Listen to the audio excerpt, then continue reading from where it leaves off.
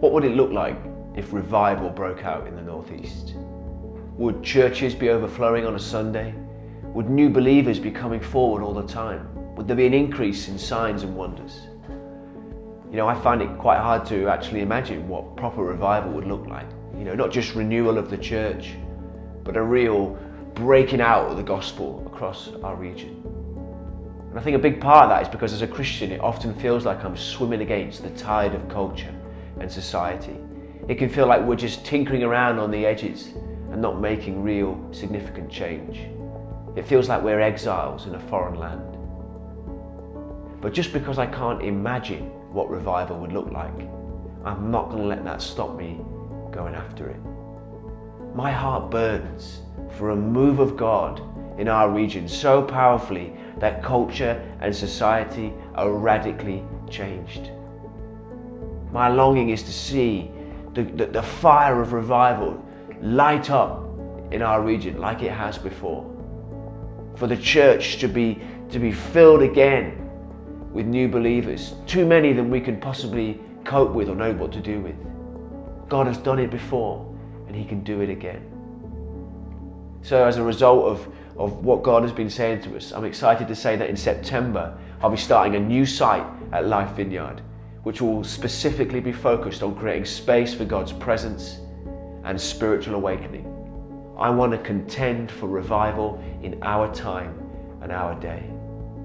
A few months ago, God spoke to me as I read the story of Isaac redigging the wells of Abraham in Genesis, and I felt Him say, redig the spiritual wells that exist in Newcastle and the Northeast. I read about how John Wesley stood on Sandgate, a street near the quayside.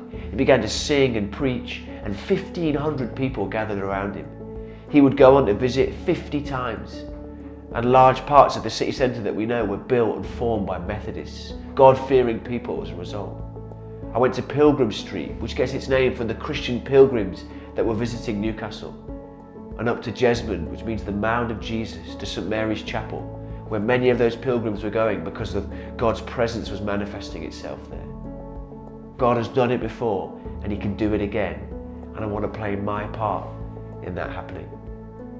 So many of the details are still yet to be worked out, but it's going to be a weekly evening service in the centre of Newcastle, and we're going to need a team of people to come together to make this work.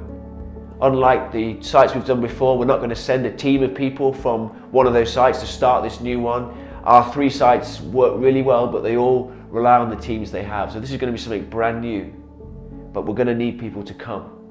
So if as you listen to this, you just feel your heart beginning to beat a bit faster, maybe you feel the Holy Spirit, maybe this is something you're already contending for, then I would love to hear from you. I'd love to speak to you and hear your heart and see how we can start to sow these seeds and be obedient to God.